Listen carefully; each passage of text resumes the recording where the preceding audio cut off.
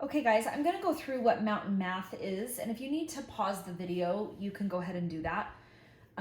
Most of the things, this is all a review of stuff. There's a couple on here that we didn't learn because it's not in our math textbook, but I'm going to explain those as we go. So this first one, and I kind of already worked through this, so I'm just going to try to quickly explain how to do them. Some of them I've worked through, some of them, most of them I haven't, because this is your actual lesson for today. Tomorrow you'll have a different lesson. So for the rest of the week, we're going to be doing mountain math.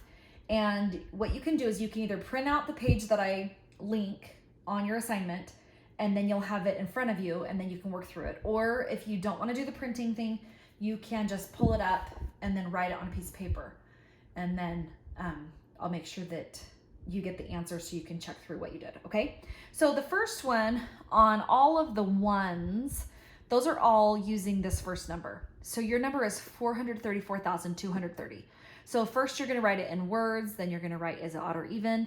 You will round it to the nearest 100, nearest 1,000, nearest 10,000. Now remember, when you're rounding it to the hundreds place, you're gonna underline the 100. Look over to the right, 3 says you go down, so it would actually round down to 200. And then that 434,000 stays the same. Okay, so you'll do the same thing with the 1,000 and the 10,000. Okay, on number 2, you're just multiplying, finding the product. Remember, when you multiply, you can rewrite it up and down, and make sure that you are just multiplying like regular, and then your decimal will jump over one spot on this particular problem because it was one spot over on your actual problem. Okay, number 3, you're just dividing. You should know how to do that. Number 4, you're solving for n. So you're trying to figure out what number represents n. And because there's 2 sets of equal sign, it's showing you that this part is the same as this part, and they want this to be equal also. So because there's 2 equal signs with 3 parts, you want this to equal the same as these other 2. So n would have to equal something, that something times 8 would give you the same as whatever this is and whatever this is. Okay, number 5, you're doing greater than, equal to, or less than in the box. Okay, so we learned about ounces. We know there's 16 ounces in a pound. I just went ahead and put in that 15 ounces is going to be less than a pound because 16 ounces is equal to a pound. Okay, solving the equation, you're adding on this one. Just make sure that you are lining up your decimal points. Remember, when you add and subtract decimals, they have to be lined up. Multiplying and dividing, they don't have to be lined up. Okay, so we're here, find the product. This one is very similar to number 2, where you're just going to jump the decimal in your answer, however many spots it jumped in your problem. Okay, number 8, you're looking at the 7 in this particular, each of these numbers, and you're saying which place value the 7 is in.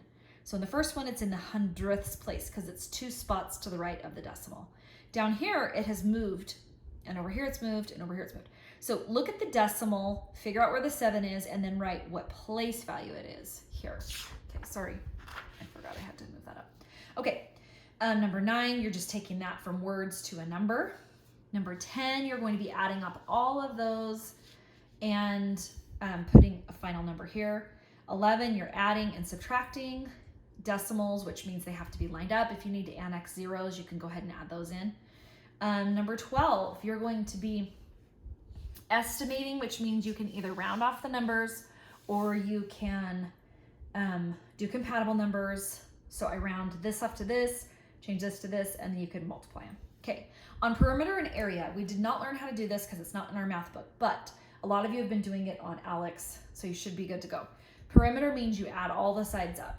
So if this side's 5.5, that is also, and if this is 1.1, this is also 1.1. So if you're going to do the perimeter, you would add all those 4 sides together to get a total length in feet for this problem. Area is taking one side times the other. So in this case, it would be the 5.1 times the 1.1 for the area. And area is always going to be feet squared. So don't forget to put your little exponent in that one. Okay, on the back, we have LCM and GCF. Okay, so I'm not going to do the factor tree ways on this particular one. Tomorrow's problem, I might do the factor tree way. But over here, you just write the multiples. Remember, multiples are the counting numbers of each of these. So if you count by 4s and you count by 5s, the smallest one they have in common would be the LCM, okay? And the same thing goes with GCF, except for GCF is looking for the greatest, but you're looking at the factors. So if I factor out 14, these are the numbers that go into 14. The multiples are the counting numbers. The factors are the ones that go into 14. So there's not going to be a number on 14 that's bigger than 14, because there's nothing bigger than 14 that goes into 14, if that makes sense. So once I do the factors, and the factors, I look for the biggest one they have in common, and it happens to be 14. Okay, so these two have been done for you. I just want you to understand how to do them so you can write down both those answers.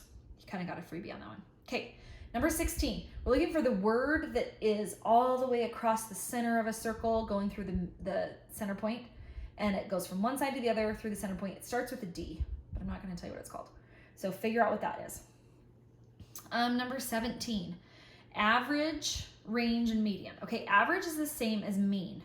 And when we did those fair share problems, we were actually finding the mean. Okay, so what you do is you add up all of the data, which is, there's 4 pieces here. You add those up, and then you divide by how many there are. That's just like the fair share problems used to be. So that means if I added all those up, divided them by 4, because there's 4 numbers there, I would get my average or my mean. Okay, range means you take your biggest, subtract your smallest, and you get the range. Okay, so that's basically, the range is like the span between your small and your big. How many numbers come between your small and your big? Okay, the median is going to be, you put them in order from small to big, and then you count toward the center, and the very center point of your data is the median. In this case, there's not a number there because there's only 4, so there's 2 on one side and 2 on the other. So you go directly between 4.4 and 4.6, and it means 4.5 would be the median of this data, okay? Okay, adding the fractions. Remember, when you add fractions, you have to have a common denominator. So in this case, I changed my halves into fourths. So I changed 1/2 into 2/4, and then I was able to add them. I ended up with an improper fraction, so you're gonna have to change that improper fraction to a mixed number and then add it to your 7. Okay, on number 19, so it says 2/3 of 18. So if I divide 18 by 3, that would give me what 1/3 is, right? So if 6 is what I get when I take 18 divided by 3, then 2/3 would just be 2 of those sections. So 6 plus 6, which would give me 12. So that's what 2/3 is. You could also draw a picture of 18 circles and divide them into 3 groups, and then count up 2 of the groups. And that would be, you would get 12. Okay, number 20. Finding the product, you're gonna multiply straight across and then reduce. If you wanna cross reduce beforehand, I could cross reduce the 2 and the 10 to get 1/5. So you can go from there. Okay, reducing the fraction. So you just say what goes into the top number and the bottom number evenly, and then you can reduce from there. Okay, number 22, you're going to change to a mixed number. So remember, on these, you say, like, how many times will 60 go into 249? And, you know, say it's like, I don't know, I have no idea, 3 times. And then whatever's left over goes on top, and 60 is your denominator, okay?